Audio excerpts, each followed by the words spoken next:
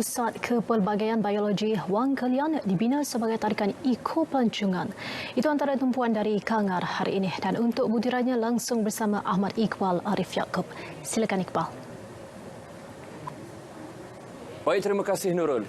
Ya, sebagai Pusat Kepelbagaian Biologi Wang Kelian yang bernilai RM2 juta kini sedang dibangunkan dan bakal siap menjelang pertengahan tahun depan.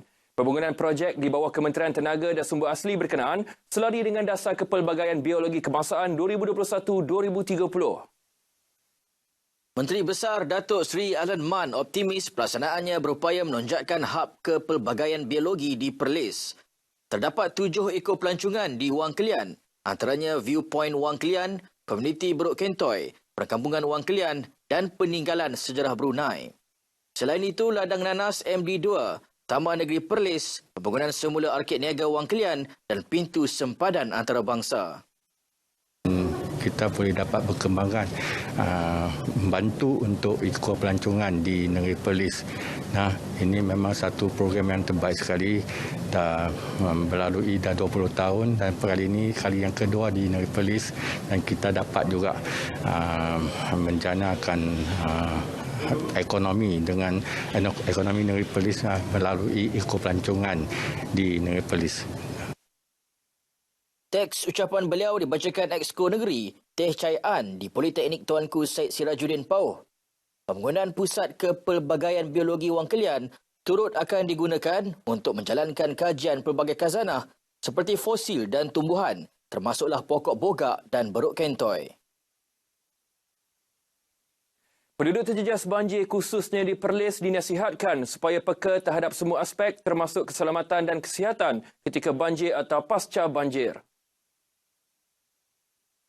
Raja Muda Perlis Tuanku Syed Faizuddin Putra Jamalulai bertitah, rakyat perlu memastikan makanan yang ditenggelami air serta makanan berada di dalam peti sejuk yang terputus bekalan elektrik melebihi 12 jam dibuang dan tidak digunakan.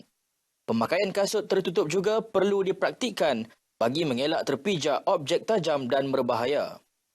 Kayu boleh digunakan bagi mengalih sebarang halangan untuk menghindari haiwan berbahaya serta risiko renjatan elektrik.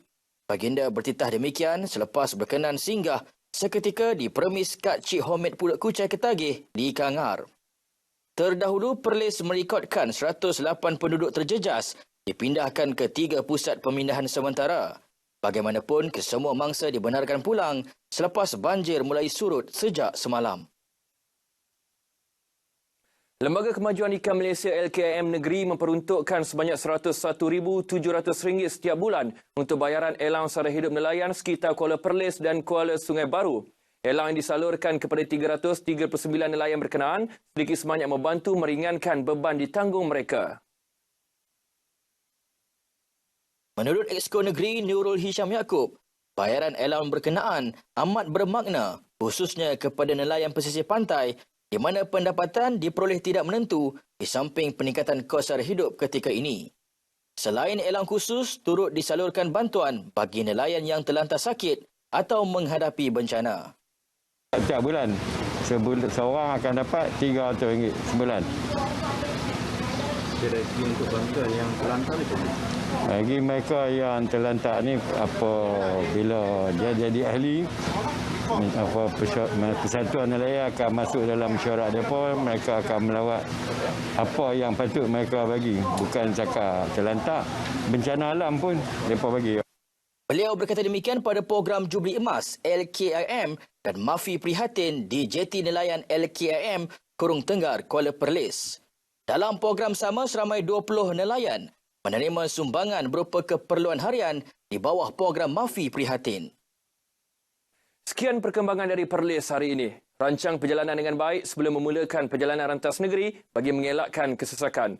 Kembali ke Angkasa Puri, silakan.